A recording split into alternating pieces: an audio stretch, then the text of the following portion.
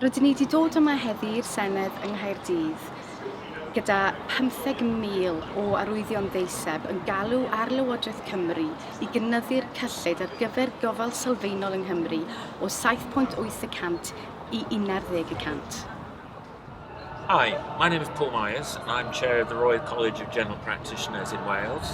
I'm very pleased to be here at the Senedd today to present our petition signed by over 15,000 patients and colleagues across Wales in support of our campaign to increase funding for general practice. The NHS in Wales quite rightly aspires to be one of the most inclusive health services in the world, providing universal coverage to all at the point of need. But that to be successful is very dependent on having a high quality primary care service based around general practice.